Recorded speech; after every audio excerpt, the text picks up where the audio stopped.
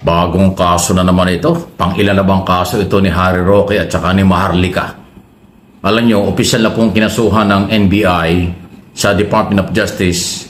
Punta na yan sa prosecutors ng kasong inciting to sedition at paglabag sa cyber libel. Ang basihan po dito ng NBI ay yung fake video, fake picture, yung fake pulburon video na sinasabing kamukha ni Pangulong Marcos at kanilang tinuturing na si Pangulong Marcos yun. Fake pala yun. Nakakuha na po ng sapat na ebidensya ang NBI kaya kanilang itunuloy na ang kaso. Inciting to sedition. Kasi paninira yan sa Pangulo ng Bansa. Yan pong paninira sa Pangulo ng Bansa ay isa yan sa mga nagiging dahilan kung magkakaroon po ng gulo o pagkakagulo ng mga tao. At yan ay kagagawan daw nitong pagpapalabas ng fake video, fake picture ng kamukha ng Pangulong Marcos. At yan po ay pinapanagot ay si Attorney Harry Roque, abogado pa naman, at saka si Maharlika. Kasi itong dalawang ito ang naglabas daw po sa social media. Kung yung magunita yung si Kunana na tumistigo sa Kongreso, ang nagsabing si Harry Roque pagkatapos ng kailang political rally sa Hong Kong, nagpa-dinner at yan ang isa sa topic kung paano ilabas ang pulburon fake video. Okay? At talaga naman fake. Dahil sabi ng NBI, kanilang nasuring mabuti, hindi talaga si Pangulong Marcos. Ginaya lang nila na kamukha ng Pangulo. So fake talaga. Yan daw po ay inciting to sedition. Pag-create ng kaguluhan, kalituhan sa ating gobyerno. At yung cyber libelo. So, kaya nga natatanong ko, pang ilan ang kaso ito? Si Maharlika, kinasuhan niya ni Katunying. May warrant of arrest na yan, kung di ako nagkakamali. Matagal lang kinasuhan yan, kaya nga hindi makauwi ng Pilipinas yan. Kasi hindi yan Pilipino, dahil American citizen, may mga kaso na siya rito. Sa oras na dumating dito, huhulihin yan sa airport pa lang. Sa Amerika, may mga kaso na rin, dahil may mga Pilipino na punta ng Amerika, kinasuhan din yan si Maharlika. Ang hindi ko nga maintindihan, bakit kayo naniniwala dyan, puro fake news yan. Kaya nga puro kasong libelo ang kanyang kinakaharap. Dahil balita ko binabaliwala, okay lang, ibaliwala mo. Ang batas ay batas. Kaya sa oras na umuwi ka rito o hindi ka man umuwi, tuloy ang kaso rito. Yung kaso mo sa Amerika, tuloy pa rin. Ito, matindi ito. Hindi lang libel ito. Inciting to sedition. Si Harry Roque naman, kinasuhan na yan ni Trillanes ng libel. Meron na rin nakapending sa DOJ yan na qualified human trafficking tungkol naman sa POGO operation na ipinail ng Presidential Anti-Organized Crime Commission non-bailable offense. Kaya nga ayaw umuwi ni Roque dito sa Pilipinas. Maliban doon sa kanyang contempt na kinakaharap sa Quadcom, sa Kongreso. Tapos ito na naman, inciting to sedition. Although bailable ito. Di ba? Lahat sila, halos yun na yung mga kaso. Di ba si Banat Bay, na unang kinasuhan ni General Torre, inciting to sedition. At yung iba pa. Ito, lahat sila may kaso na. Sunod-sunod na po. Kasi ito yung rule of law. Yan ang pagpapairal ng batas. At yan ang tamang proseso para mabigyan ng pagkakataon sila na may pagtanggol ang kailang sarili. Pati nga po, di ba, ang sedition, no bail din yan. Yan ang alam ko, no bail yan. At malaki po ang penalty sa mga ganyang kaso. Ito kasing sila Roque, Maharlika, Banat Bay, nalunod sila sa paninira sa ating Pangulong Bongbong Marcos kasi hindi po pumapabor sa kanila o sa kanilang anito na si Digong ang mga pangyayari. Ang gusto nila, etong si Digong hindi maparusahan. Ang gusto nila, sila ang mamuno sa ating bansa. Ang gusto nila, sila ang maging prioridad na pakikinggan ng ating Pangulong Bongbong Marcos. Hindi po pwede yun. Tapos na ang pamumuno ni Digong. Tapos na tayo sa maitim na panahon. Maitim na kulay ng bansa na kung saan ay nilukob ng karimlan ng buong Pilipinas dahil po sa napaka dumi na pamumuno ni Digong at napaka tindi po na mga kumbagay pagpapahirap sa taong bayan. Kaya po maling-mali yung maling-mali itong mga taong to sa ginagawa nila pero ayaw po nilang tanggapin. Meron pang isang isang nagwawalang hiya din po sa ating gobyerno, sa ating pamahalaan at gusto nitong pumasok muli sa gobyerno. Pero tingin ko hindi na ito dapat bigyan pa ng pagkakataon na manalo dahil po, nako, matindi ang gagawin. Panoorin po ninyo. Part of that TRO petition. So kung anong naririnig ng taong bayan mula sa balita, yun lang rin ang naririnig ko. Alam niyo, masabi ko dito ngayon for this opportunity na makapagsalita. So etong si Cardema, kine-claim niya na sa balita daw niya narinig na meron ng TRO si Digong para hindi po ito madala doon sa dahig. Nagkakamali ka, Cardema. Dahil nakita ko doon sa isang video, hapon pa lang, sinasabi niya na meron na daw pong TRO. Tapos hindi po sa balita yan lumalabas, kung hindi sa mga bunganga lang ng mga vlogger ng DDS at sa mga kakampi ng mga Duterte. Isa na dyan si Lambino na nag-fake news din ng patungkol sa TRO. Hindi po yan nilabas sa balita. Wala pong nilalabas na balita ang mainstream media o kahit anong media na meron ng TRO si Digong. Itong NBI na to, nangaharas to eh. Alam nyo, for 10 years in government, I have been defending our policemen, our soldiers, and our law enforcers, the NBI. Wala kaming tigil pamimigay ng medical assistance sa lahat ng tropa ng gobyerno, na kalaban ng NPA, kalaban ng mga kriminal. Yan ang trabaho namin sa Duterte Youth Party List. Sa dami-dami ng kidnapping at patayan ngayong panahon na ito, ang naisip pa ng NBI imbestigahan ay ako. Hindi man lang yung mga nangyayaring krimen sa lansangan. So dito makikita ninyo, bakit ganito yung focus ng NBI ngayon? Pangalawa, sinasabi ng NBI dyan, it was a volatile moment na baka daw kapag may sinabi yung tao, lalong maging volatile. It is not our fault na naging volatile yung moment. It is the government's fault na ginawa nyo yon sa isang dating presidente ng Pilipinas. What do you expect? He was voted by a majority of millions of Filipinos. Ano akala nyo pag kinuha niya yung tao, walang magagalit kahit isang Pilipino? Siyempre, madaming magagalit, and you created that volatile moment. Okay. Ang ating pinag-uusapan dito, there is a freedom of speech for every Filipino. At galit na galit yung mga Pilipino. Bawal ba magsalita ang Pilipino sa ginawa niyong moment na yon? Okay, Mr. Cardema, what the NBI wants to know or what the... Okay. Cardema, sasagutin kita dahil medyo may pagkabobo ka. Hindi porke lumalaban kayo sa mga komunista o sa NPA ay ligtas na kayo sa kaso. Kapag kayo, di ba, ay hindi lumalabag sa batas, hindi kayo magkakakaso. Kaya lang lumabag kayo sa batas eh. Di ba? Walang dapat na itanggi diyan dahil kitang-kita naman ang ginawa niyong pagpe-fake news patungkol doon sa TRO. Napakadaming trabaho ng NBI. Yung sinasabi mong kidnapping, mga krimen, iniimbestigahan lahat yan. Pero hindi pwede na walang bahala, isang tabi ng NBI ang mga katulad ninyong mga fake news peddler. Kailangan ding tutukan ng mga katulad ninyo. Ginagawa ng NBI ng mga kapulisan ang lahat ng inyong ginagawa ang lahat ng kanilang mga trabaho, lahat ng makakaya nila para po maging maayos ang ating bansa, magkaroon ng peace and order. Pero yung mga katulad ninyo na nanggugulo, nag-inciting to sedition, nagpe-fake news, dapat din po kayong imbestigahan. Dapat din kayong kasuhan.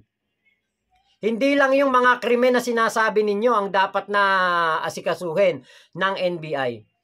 Walang sinisino ang batas kahit na napakarami pong pang naitulong sa mga law enforcer.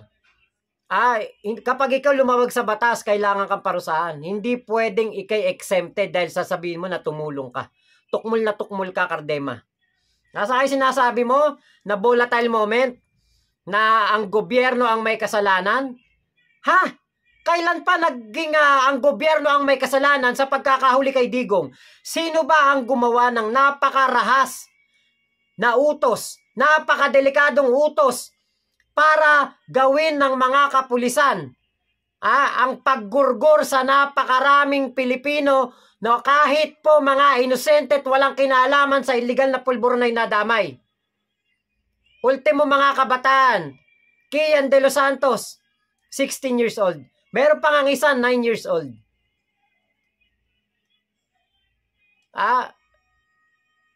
Ginawa nila yun para makakuta, para makuha yung reward na pangako ni Digong. Tapos sasabihin mo, yung volatile moment na yun, si PBBM o ang gobyerno ang may gawa. Kagustuhan ba ni PBBM na makakasuhan si Digong sa ICC? Wala naman Walang kinalaman si PBBM doon. Yung volatile moment na yan, kasalanan yan ni Digong. Kaya nga dapat, di ba, pabayaan nyo si Digong sa ICC dahil yan ang kanyang wish.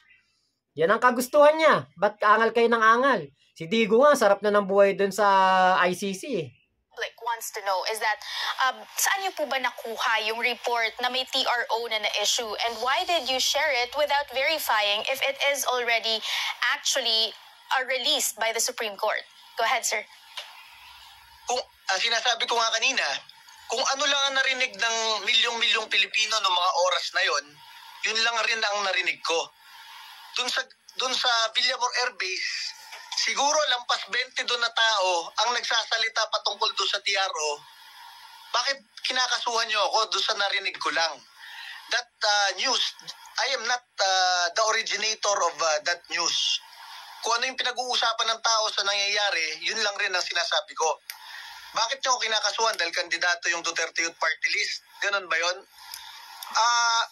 Sinasabi ko dyan, there is freedom of speech for every Filipino that is enshrined in the Constitution. Kung nagsasalita kami patungkol doon sa nangyayaring yon, sabi nga nila, it is a volatile moment. Alam ba namin kung nandun pa si Pangulong Duterte sa binabantayan namin? Siyempre hindi. Alam ba namin na kung ano yung balita tungkol sa sinasabi nilang TRO? Siyempre hindi. It is a volatile moment according to them. Why would they file a case to a person who did not, hindi sa akin nag-originate yung balita na yon? Sir, so ang that dapat... is pure harassment. Right. Sir, so tama po ba, based on your logic, ang dapat kasuhan dito is the one who peddled that information, Attorney Lambino? That is also an allegation of them. Again, I am not sure who started the issue regarding that TRO. Ang pinagbabasihan lang natin, during that time, I think 9 p.m. of March 11, when there were around 3,000 people in front of Villamor Air Base angry for detaining President Rodrigo Duterte, ang dalawa lang ang balita na umiikot doon. Baka isakay sa eroplano si Pangulong Duterte, baka mag-issue ng TRO ang Supreme Court. Yun ang alam ng lahat doon. And they cannot prove na with intention and with malicious intent na talagang pinedel yung issue na yon. Kung ano lang nakikita namin sa balita on that volatile moment, according to them, yun lamang ang maririnig ninyo mula sa amin. Sir, in hindsight, they say hindsight is 2020. In hindsight, would you have done differently? Would you have verified first the information before sharing it to your network? I did not share it to my network. That was made clear by the NBI.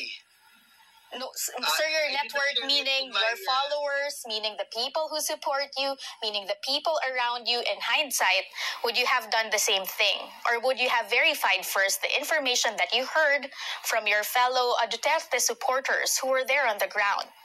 First of all, if I really had intention to share it, I had the Duterte Youth page with 900,000 followers. I had my own page which has 60,000 followers. Why did I not share it there?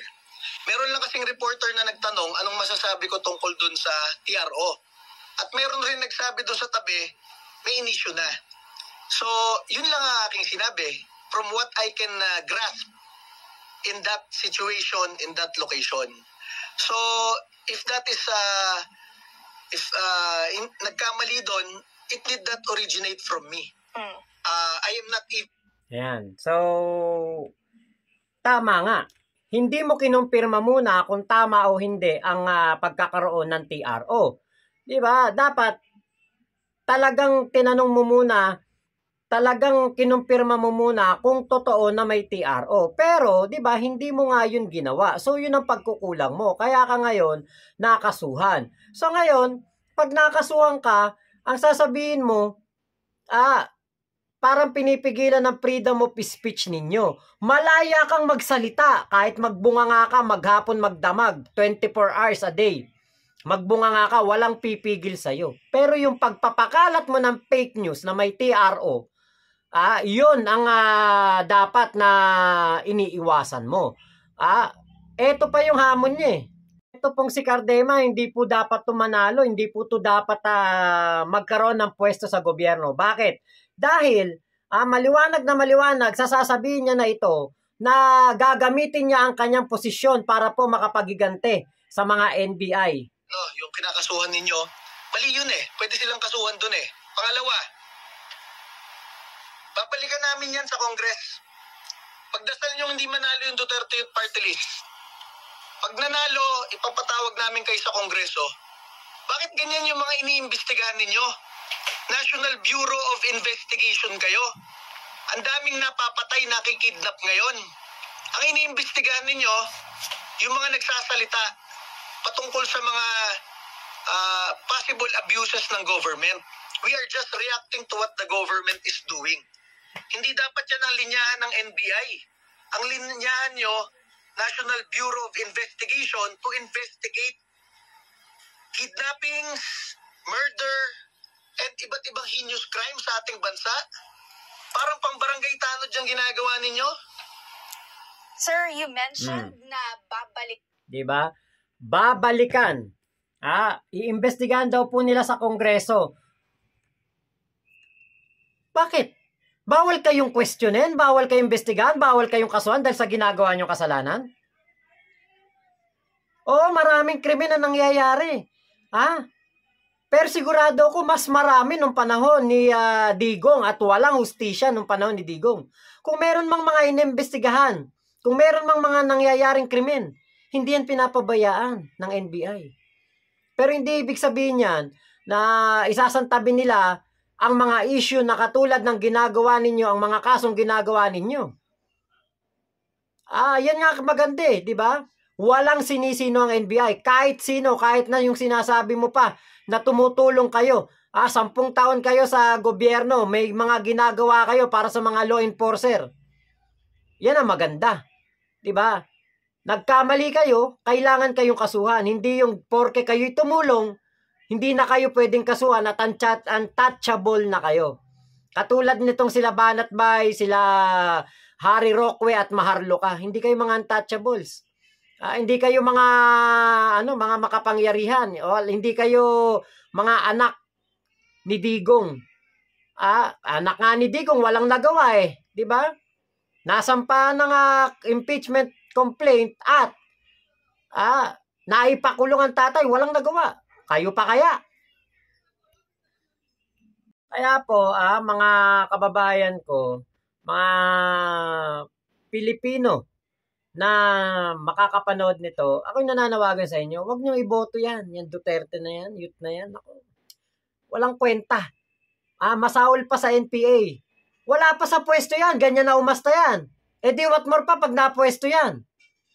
Doon nga sa Quadcom, kala mo kung sino yan eh. Akala mo kung sinong makapanita.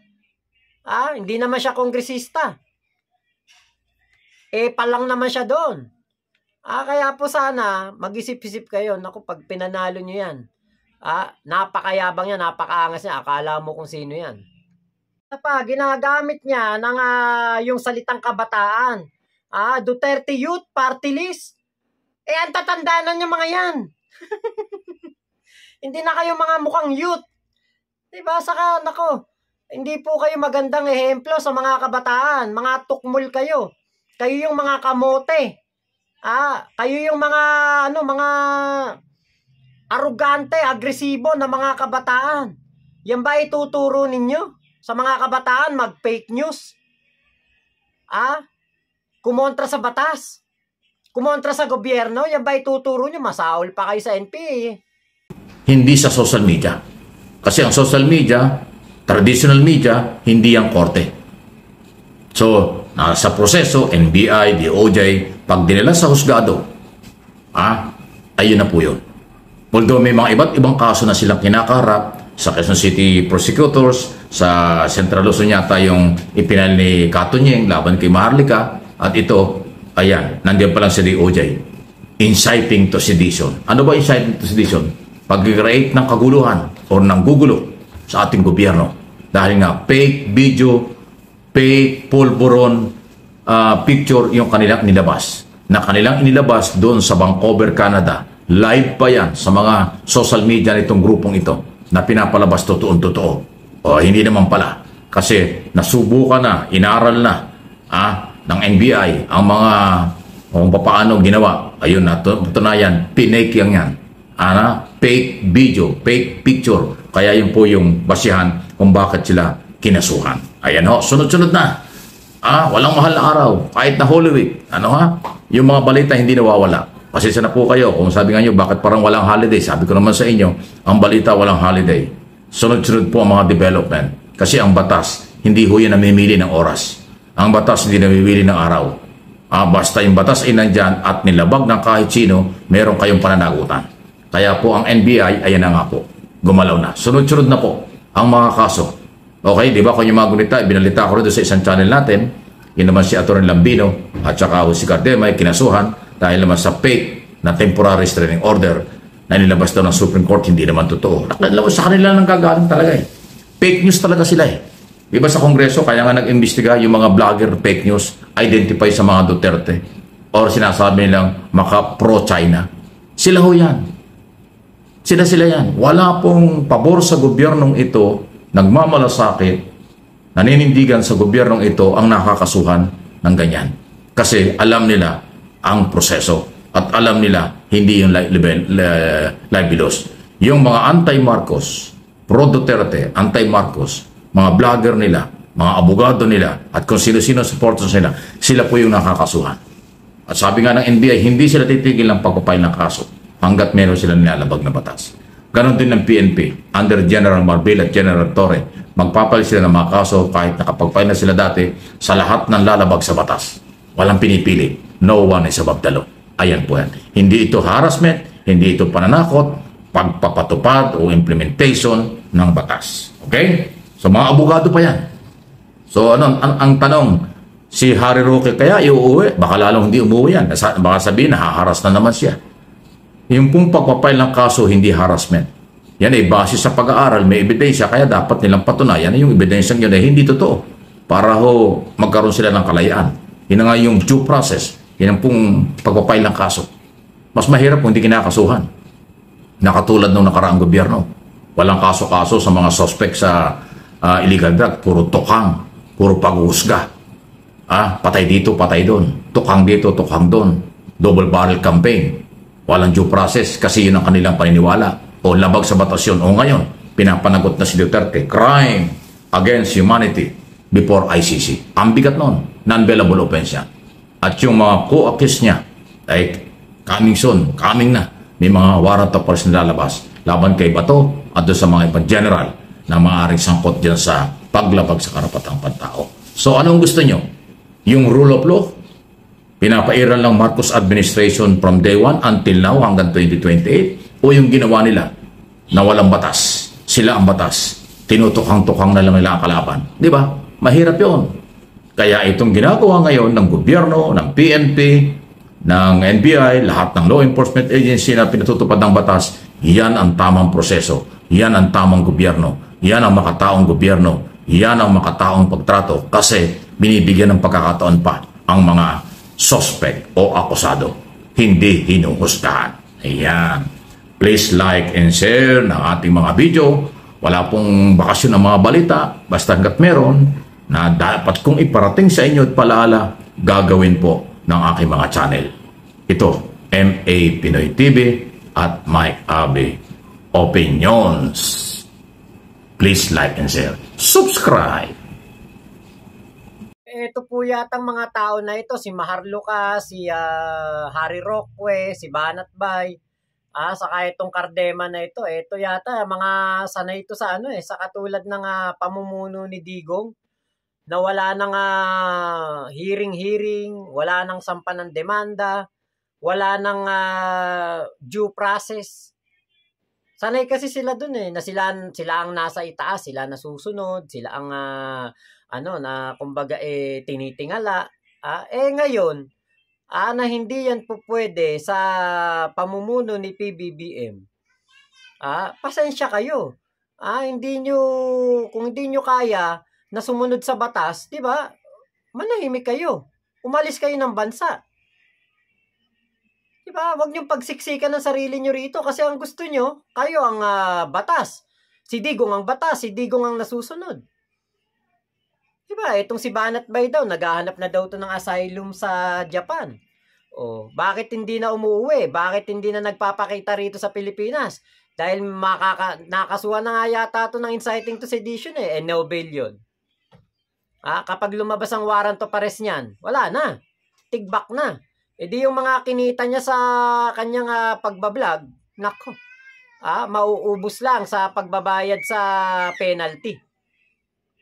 Diba? Kaya, mag-ingat kayo. Dahil ngayon, may rule of law. Nung panahon ni Digong, walang rule of law. Kayo ang astig, kayo ang mga siga, kayo ang mga nagmamagaling. Ngayon, hindi nyo panahon. Bawal ang siga-siga, bawal ang mga kalamo kung sino sa pamumuno ni PBBM. Diba? Magalit kayo kung walang rule of law. Kaya lang, dun nga kayo sanay sa walang rule of law ngayon may rule of law, kaya kayo nagagalit kay PBBM. Kaya kayo gumagawa ng mga fake news. Kaya itong si Roque, si Maharlika, itong si Banat Bay, at itong Cardema na to, di ba? Wala Hindi yung anito nyo nasa Malacanang. Kaya magbago kayo. Diba? Kailangan nyo sumunod sa batas. Kailangan nyong ipakita na kayo mga law-abiding citizen. Katulad mo, Cardema, bago ka iboto ng taong bayan, bago ka manghingi ng boto ng mga Pilipino, siguraduhin mo muna na karapat dapat sila sa boto mo.